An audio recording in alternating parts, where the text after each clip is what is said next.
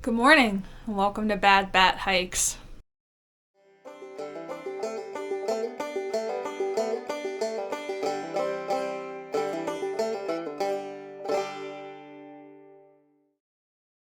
Join me as I am in my comfy outfit, camping outfit with a hood that has stars on it. It has stars on the inside. And I have a massive coffee the size of my face.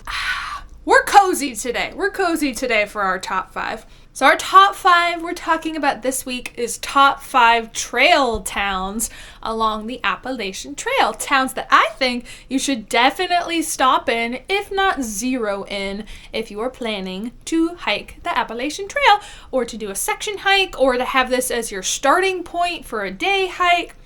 I just really like these towns, and I want to share them with you. Okay, coffee down so I can talk. We'll take the hood down because it's caught on my sassy bun. Love that. Okay, I'm not going to talk about these from this is the least great to the greatest trail town or my least favorite to favorite. I'm just going to do them chronologically how I hit them as I hike the trail. So this is chronologically no-bo. If you're so-bo, reverse it. What I'm going to do is I'm going to tell you where I stayed, some things to do or things that I did, the resupply situation, because that's very important for thru hikers, and the general vibes of the town, because that's important. When you come out of the woods, you want to enter a town and feel welcome and warm and at home for whatever small amount of time that you can visit them. First one we're going to talk about is Franklin, North Carolina. So for Franklin, North Carolina, I stayed at Chica and Sunset's Hostel, which was one of my very favorite hostels on trail. It was phenomenal.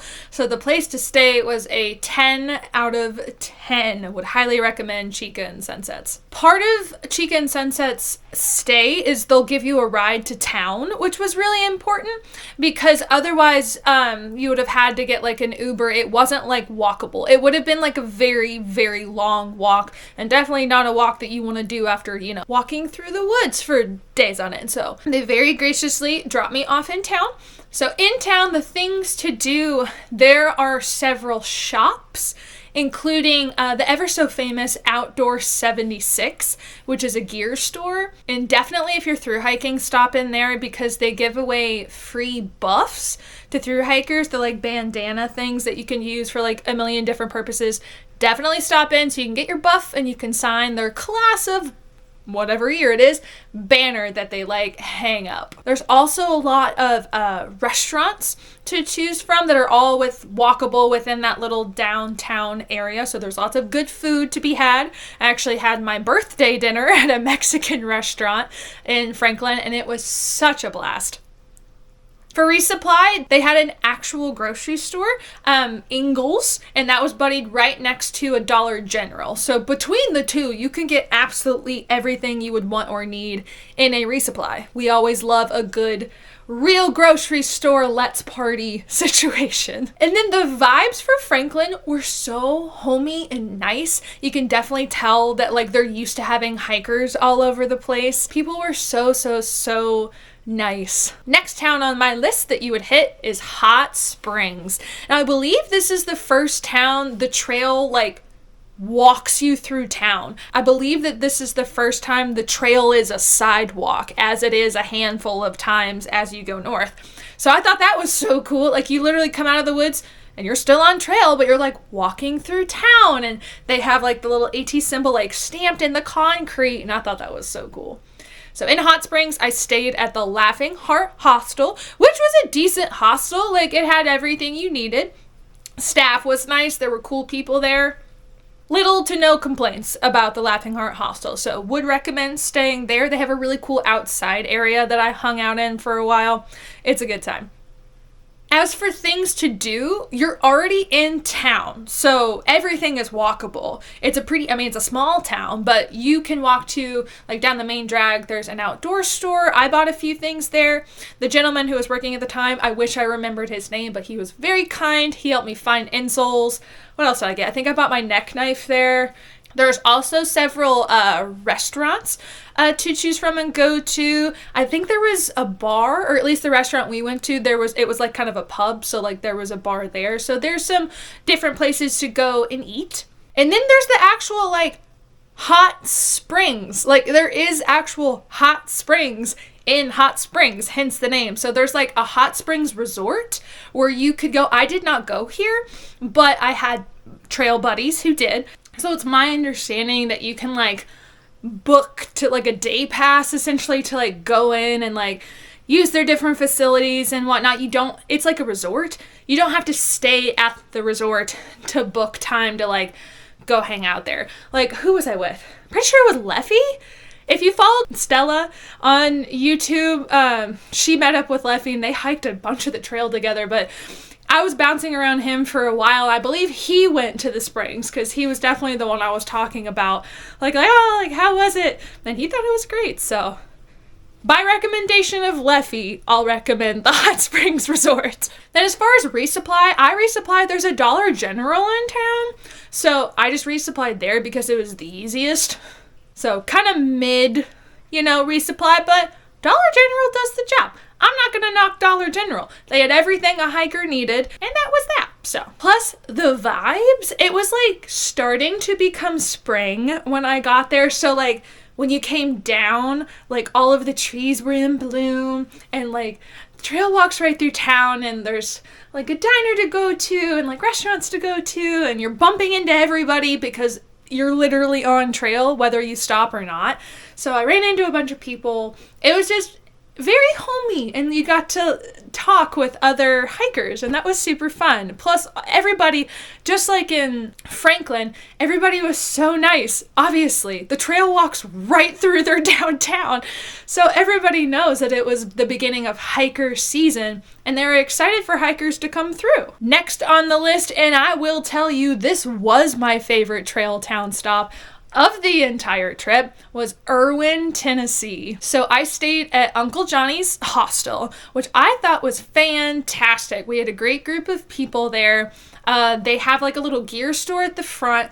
Everything's kind of split up. You do have to walk outside to get to the bathroom. They have like a bathhouse, but the bathhouse was nice. The showers were blazing hot because it was still cold when I got there. But great place, great place.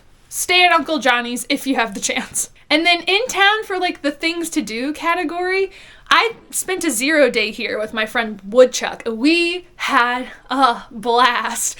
They offer shuttles into town. So we got a shuttle into town in the morning and we browsed through shops. There was a crochet, like all downtown wide art. I'll call it a display, an exhibit. I don't know. It was Read Across America Week, and they had just crochet bombed like every single light pole. There was a big elephant statue that they made to look like Horton Hears a Who. There was crochet displays in windows. They were wrapped around benches. It was everywhere. So it was just like walking through an art exhibit. So if you can hit it around that time, I believe it was in March. I want to say it was in March because that's when Read Across America Week is. But that was super fun. We went to the library. Oh my gosh. If y'all followed my journey, they have a library. Their like public library is in an old train station, and it is so cool. It's so cool. All the workers there were so incredibly kind. Like we were like hiker trash and loner clothes, like walking in, just being like, hi, like we're just like here to visit. And they were so nice and talked to us both. They have a cat. Like that lives in the library, and her name is Story. She was turning 10 in April, and they were gonna like have a birthday party for her. I love this library so much. So much. It was so much fun. I had just a wonderful time. There was a coffee shop. I forgot about the coffee shop. We got like a wooden token. Shuttle driver like had some and like gave them out to all of us. And we got free coffee from the coffee shop. It was delicious. And we just walked around town with our coffees. And I had such a great time. Such a great time. And then the resupply, real grocery store, always a plus. It was a Food City, I think. I'm pretty sure Food City or Food Giant. It was a food something. It was a big, real grocery store where you can get whatever your heart desires. You were not limited in your choices. And just the vibes, as you can tell, the vibes were great. Everybody was nice. I got rides in and out of town. Oh, everybody was so kind. I had a wonderful time at the library. Irwin was just my favorite. I would go back there in a heartbeat. Next big jump in, distance, we're jumping all the way up to Harpers Ferry, which is the unofficial halfway point of trail. It's in West Virginia, which the trail only runs through for like a hot second. But it's in West Virginia. And again, this is one where like you walk through town. Like a sidewalk is the trail for like a hot minute. And I didn't realize this. It is like a park. I can't remember if it's a national park or a state park, but like you walk through essentially a historical exhibit, I'll call it. So we stayed at Towns Inn Mountain House, which is a B&B / hostel. So Traveler, the woman I was hiking with at the time, and I stayed there. And then we walked around, saw exhibits, there were restaurants, there were like buildings to walk through and placards everywhere talking about like historical significance of things. It was just like the town is a museum. Like the entire little town is a museum. And with that, I'm going to jump forward. We're going to go out of order. The vibes were just so quaint and just cool. And we were there on a Saturday, I think. It was so busy. So many people were there enjoying the outside. It was a beautiful day. It was just so nice. We visited the ATC. So that was fun. You get your picture taken like at the ATC and you kind of check in. So that was a good time. That was iconic. But the one flaw of Harpers Ferry, it still made the list because it's really cool, but the one flaw of Harpers Ferry is if you stayed like in the historical bit like we did, like you could walk from trail, like we didn't need a shuttle anywhere, there's nowhere to resupply. I mean nowhere to resupply. There is an, I'll put quotes around this, outdoor store, like on Far Out, it's labeled as an outdoor store. It's more like a souvenir shop, which like I get. It's more like t-shirts and some very small amount of backpacking gear. They had like 2 shelves worth of, I'll put big quotes around this, like resupply food. They had backpacking meals. So like I grabbed a couple of those for dinner. But as far as like lunches and breakfasts and snacks, like I was carrying around a thing of like a full-size thing of tortillas. God knows how long those had been sitting on that shelf, and like an entire jar of peanut butter. And by that point, I was so sick of peanut butter, but that's all they had. So pro tip, if you're through hiking and you're in Harpers Ferry, that is like the one place I would 10 out of 10 recommend send yourself a resupply box. Like before you leave or in like the previous town or whatever, get a box, fill it with the resupply, tape it shut and mail it to yourself wherever you're planning on staying. Do that because my next couple of days of food were sad. And lastly, the last town that made my top 5 is Duncannon, Pennsylvania. And the reoccurring theme, this is another one that you walk straight through, so it's really easy to stop and enjoy this town. So in Duncannon, I stayed at Kinda Outdoorsy, which is a hostel right on trail. Like the trail's a sidewalk going through this town.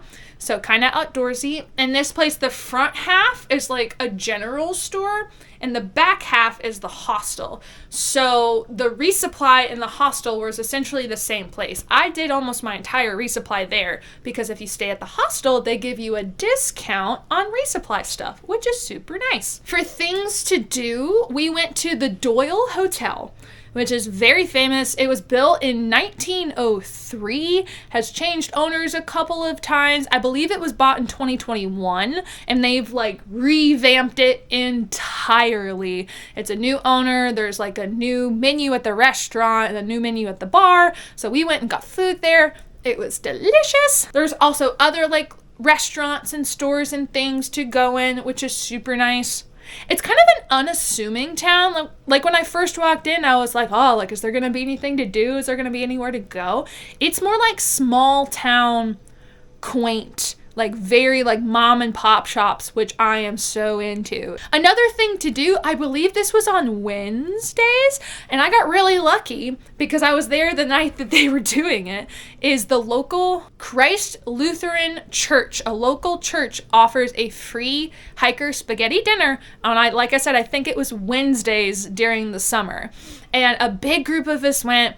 And these people were so nice. They had like a little resupply section, and they had like a board with like a map where you can like put a pin in where you're from. And they wanted to talk to us all about trail, and they fed us until I thought I was going to explode. I even took dessert to go because I was like, if I eat something else, I will explode. I took dessert to go. They were so incredibly kind. So that was definitely a highlight of that visit. Oh, in the post office. So we were told that the post office had like a hiker box, and we're like, oh yeah, cool, hiker box. We roll up. It's like, do you know like the big white bins like that the US Postal Service uses for like mail and stuff? They had one in the lobby filled with bars and fruit snacks and trail mix and jerky and like very high quality things filled to the brim. And we walked in, we're like, hi, like we hear tell you have the best hiker box in town. And the lady was like, oh my gosh, proceeds to go to the back and bring out more bars and jerky and things. And like, these were like name brand good stuff. And she was like, yeah, like the town, like people bring in stuff and they donate it and blah, blah, blah, blah. And like, it was all in date. It was all good. And it was amazing. So like we grabbed a handful of bars and like jerky and stuff each. So nice. So nice. I hope you enjoyed learning a little bit more about these 5 Appalachian Trail towns on my, cozy afternoon. I very much enjoyed every town I stopped in, but these were definitely the highlights and ones that you shouldn't miss if you're anywhere near them and planning to hike on the AT. So if you like post-Appalachian Trail content, outdoorsy content, make sure you are subscribed. I also have an Instagram account of my same name, Bad Bad Hikes. But for now, happy trails.